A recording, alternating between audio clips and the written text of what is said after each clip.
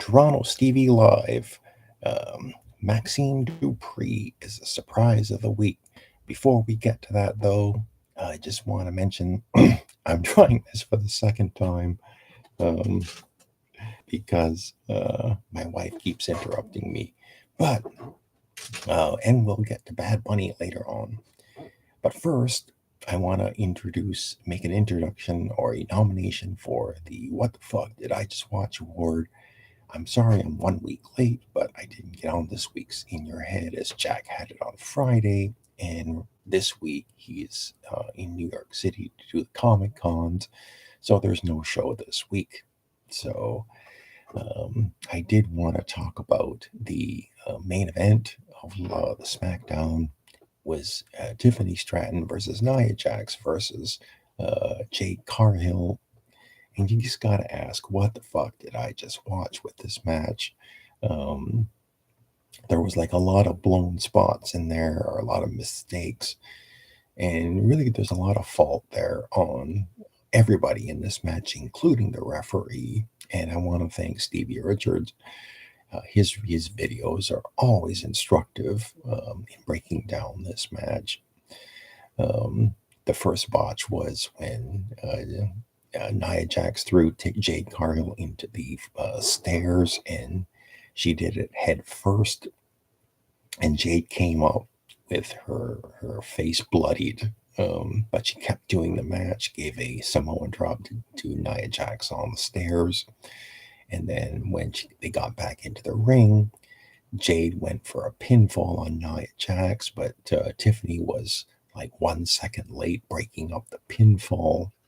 And then when she went for the pinfall, the referee actually counted one, counted two, and then should have counted three, but she stopped because that wasn't the finish. And then Tiffany went for the prettiest moonsault ever and pinned Nia Jax to win the match. But it really broke down a lot of mistakes there. Stevie was saying that when a referee makes a pinfall, they should just finish it, even though that Nia didn't kick out on that. Referee probably should have done the pinfall. So that's my first nomination for this year. I don't know if there's going to be any more, but we'll see. Now I did want to do a SmackDown report, but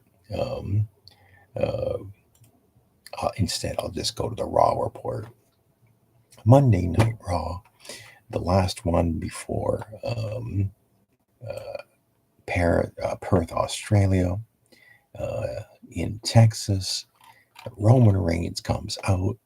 Roman Reigns, the crowd's going nuts for him, and he does the acknowledge me for Texas, Dallas, Texas, but then he's immediately interrupted by Paul Heyman and Big Bronson Reed, and they do a back and forth.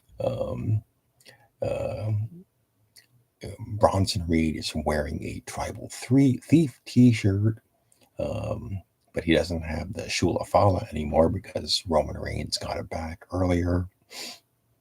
But they talk about the fact that Roman Reigns' father Alpha and his uncle Sika never got stretchered out, but of course, Roman Reigns got stretchered out.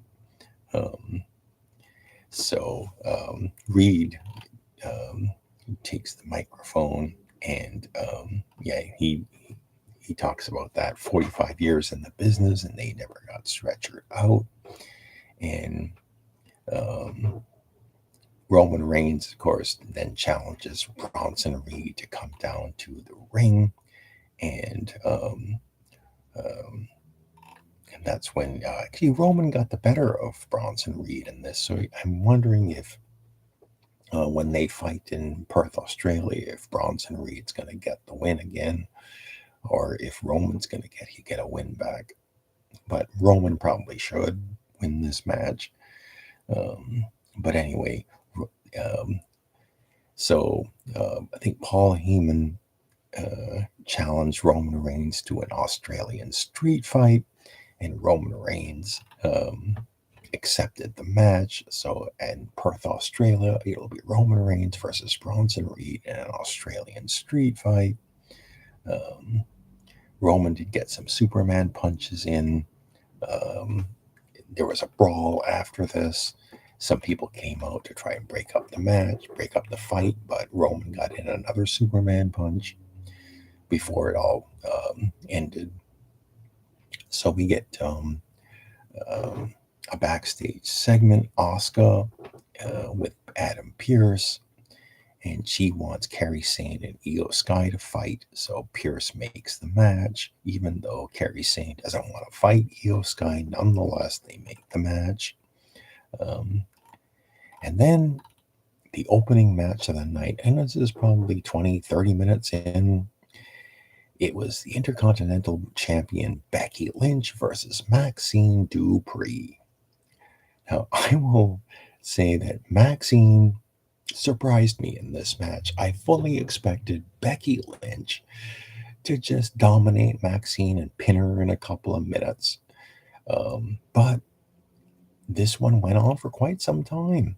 And it certainly looks like Maxxine Dupri is actually getting some work in, expanding her repertoire, finally getting some decent moves in this match against Becky Lynch. And Becky really had her working boots on, trying to make Maxxine look better.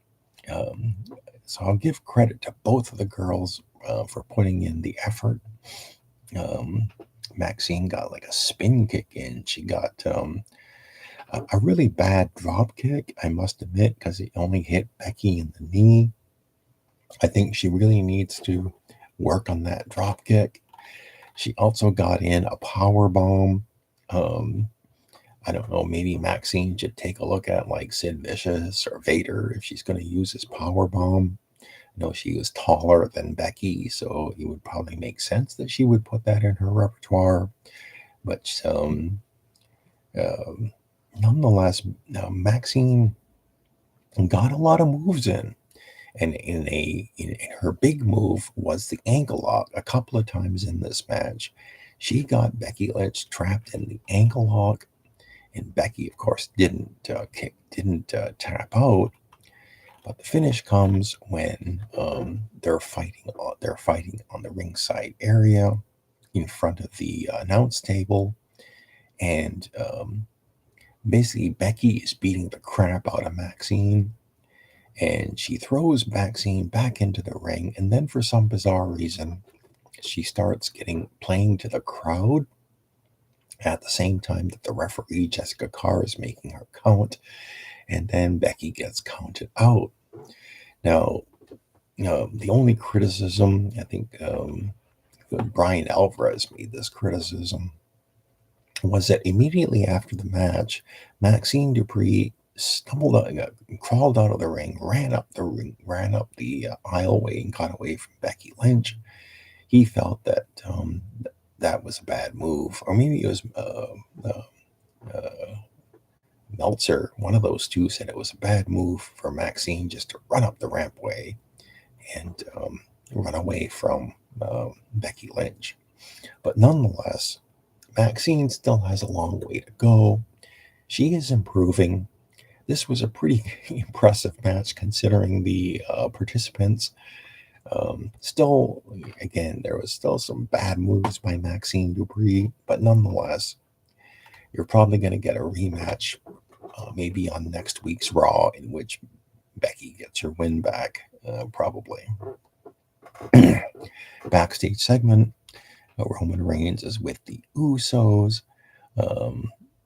Jimmy I can't believe they talked about offensive like that. Anyway, Roman basically tells him to concern yourself with your tag team matches.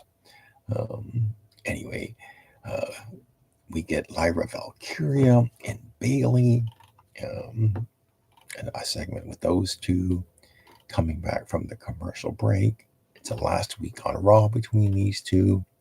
And then Lyra Valkyria has a match with Roxanne Perez. Bayley and Raquel Rodriguez are at ringside. And last in your head, and I've noticed this in a lot of singles matches with Roxanne Perez. She's been taking a lot of losses, maybe not in the tag team matches, but in the singles matches. She's been putting people over consistently, but not this week. This week, the finish came when Roxanne hit the Pop Rocks on Bailey, on Lyra, and pinned her. So I was quite surprised by this one that Roxanne Perez in a singles match would get a win, but she did. So maybe they're turning it around, maybe not. But um, so there's a video of hyping the John Cena AJ Styles match that's taking place in Perth, Australia on Saturday. It'll be his John Cena's 100th PLE, or his 100th PLE win if he wins the match. I kind of suspect that he's going to. We get a backstage segment. A woman named Jackie is interviewing AJ Styles, but he's immediately interrupted by the Judgment Day. Dominic Mysterio, I guess he and AJ Styles have a tete-a-tete there. Finn Balor comes in, and they talk about a possible tag team title match against AJ Styles and Dragon Lee, but they basically challenge him to a six-man tag team match. So AJ needs to go get himself a tag team partner with Dragon Lee and another partner. We get CM Punk backstage. He walks by Rusev arguing with Adam Pearce. And then there's another backstage segment with Penta. A lot of backstage segments back to back to back. And basically, Penta is going to be the third man in their six-man tag team match. And it also looks like Bailey and Lyra Valkyria are feuding with Roxanne Perez and Raquel Rodriguez backstage when they're broken up by WWE officials. And then CM Punk. So CM Punk comes out, and deep in the heart of Texas, he cuts a promo. There's an AJ Lee chant breaking out. He talks a little bit about Crown Jewel in Perth, Australia, talking about Seth Rollins taking on a Cody Rhodes. And he says one of the reasons that he hasn't been on TV in the past 2 weeks was he was going to keep his nose out of Cody Rhodes' business. But and that he's been celebrating with his wife, celebrating their WrestlePalooza victory. But he says he's earned a title shot, and he started 2025 by beating Seth Rollins. He's going to end 2025 by beating Seth Rollins on Netflix. So LA Knight's music comes out. LA Knight comes down to the ring, and he gets into the ring with CM Punk, and he basically says that he's going to be the next World Heavyweight Champion. Jey Uso comes out, and Jimmy Uso comes out. The Usos come out, and this one basically breaks down. These are supposed to be all four baby faces, but really the Usos have been acting kind of heelish, and they acted kind of heelish in this week's episode. So I think CM Punk wanted to, or Jay wanted to fight CM Punk. Jimmy held him back, and then Punk pushed Jimmy out of the way and then just knocked Jey Uso out or to the mat. And then Jimmy responded with a super kick. I think the Usos had taken out LA Knight earlier. Yeah, I think Jay had hit a super kick. So basically, this meant Adam Pearce made a main event match with these four for later in the night. We get an Io Sky video, and then that's followed after the commercial break by Io Sky versus Kairi Sane.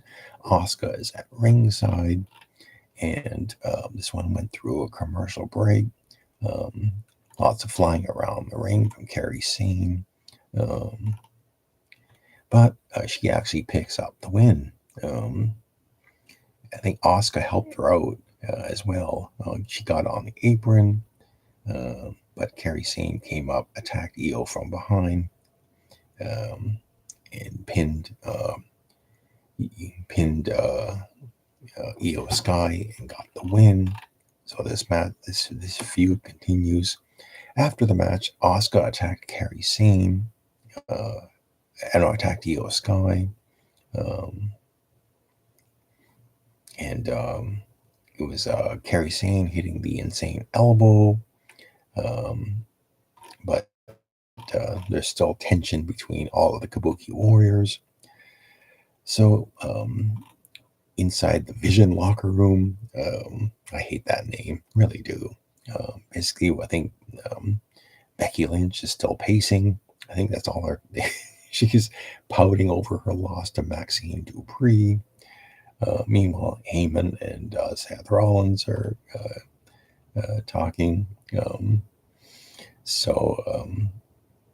Rollins basically saying, I have to win on Saturday, but what if I don't? Don't worry. I think Seth Rollins is winning the. I think he's winning the crown jewel ring this year. Another backstage segment with the Usos and Roman Reigns.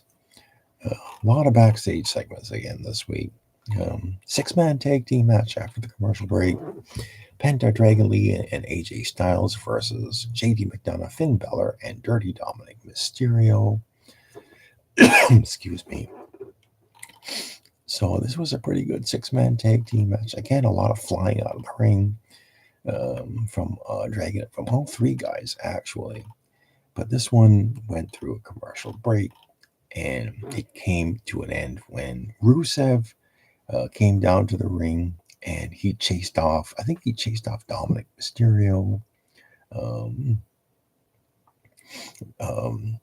So basically that freed up AJ Styles to get JD McDonough, hit a Styles clash, and get the win. So the babyfaces got the win for this match. But once again, another kind of distraction finish. WWE just can't seem to just let babyfaces win matches. They've got to somehow, and heels too for that matter. It's a lot of distraction finishes. Really don't. It's kind of lazy booking, to use a Jim Cornette expression. Lazy booking. So after this match, again, they're hyping the AJ Styles John Cena match. LA Knight is backstage. He runs in. CM Punk runs into him. Coming back from the commercial, they do it next week on Raw. Dirty Dom will defend the title against Penta. Bailey and Lyra Valkyria will take on Raquel Rodriguez and Roxanne Perez. And then finally we get to the main event. The Usos, Jimmy and Jey Uso versus LA Knight and CM Punk. And this one, the Usos were really acting like the heels in this match. But then the finish comes when LA Knight does a really heelish move. Basically, CM Punk hits the go to sleep on one of the Usos.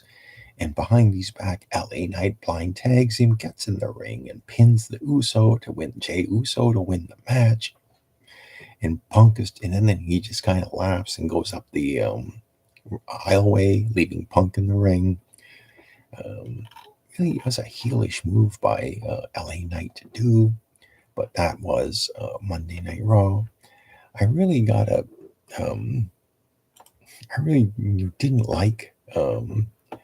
didn't like the way that that four baby faces, supposedly baby faces,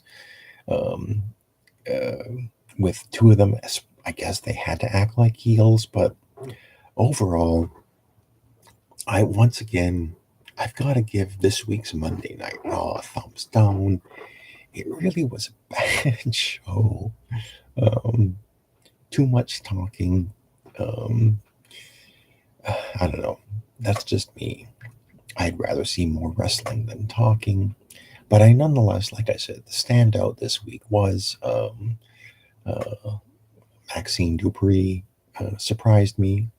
She needs to learn more, get some more ring time. Maybe she improve her drop kicks, definitely. But um, so um, another talking about the big wrestling news this week, and it's just sort of tangentially, if that is a word, or if I screwed it up, related. Bad Bunny, who main evented the WWE event in Puerto Rico against Damian Priest.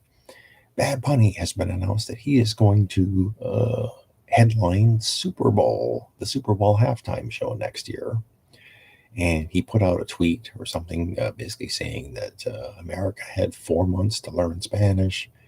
So I'm kind of wondering when this happens, if Bad Bunny is planning something, maybe they really discourage um, mixing politics and sports or entertainment.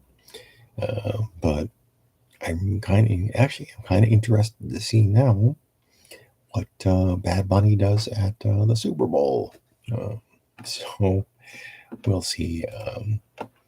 We'll see how that one goes. Um, but I did want to. I think. Let me just take a look around here.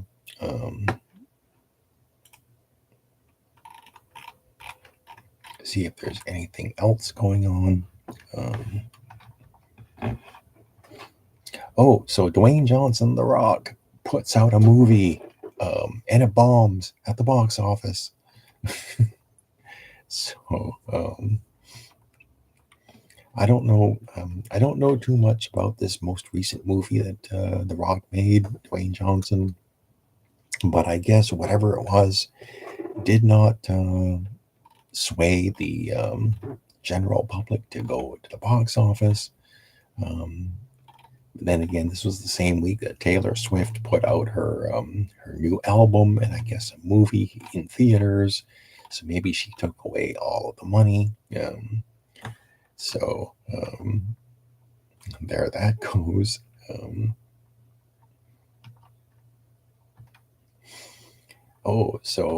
If anybody was wondering whatever happened to Kaden Carter from WWE, she debuted on AEW under the name Lacey Lane to take on Mercedes Moné, the former Sasha Banks, on Dynamite tonight. I didn't watch Title Tuesday. I was just getting up now.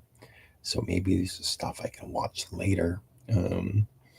AEW versus WWE versus TNA. Also, I missed that as well. So I guess that was the big thing that was happening at the same time. So not much there. Let me just do a Google search.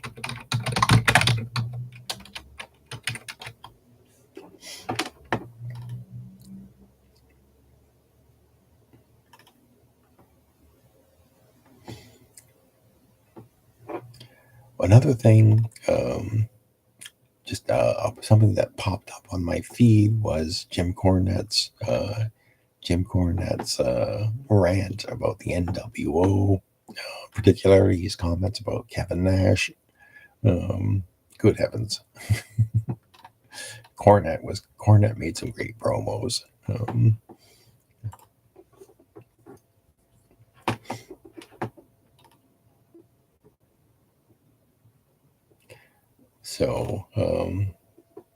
Yeah, I guess they called it NXT Showdown. They didn't want to call it an invasion. There's a new interview online with Killer Cross and Scarlett. I think I want to check that out.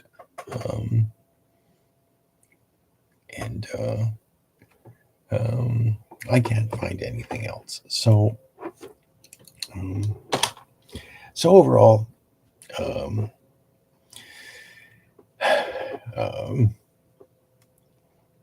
This week was okay. More wrestling to check out. A lot of wrestling to check out sometimes. But on the whole, thumbs down to this week's Monday Night Raw. Good luck to Jackie Jones in New York City at New York City Comic Con. And we'll see if next week there is an In Your Head Wrestling Radio. If so, you'll probably find me there. But otherwise, leave comments in the comment section. Like and subscribe my YouTube videos, whether you like wrestling, politics, entertainment. Sometimes I get on here to talk about just about anything. So this is me signing off. Have a good week, everybody, and I will see you all later.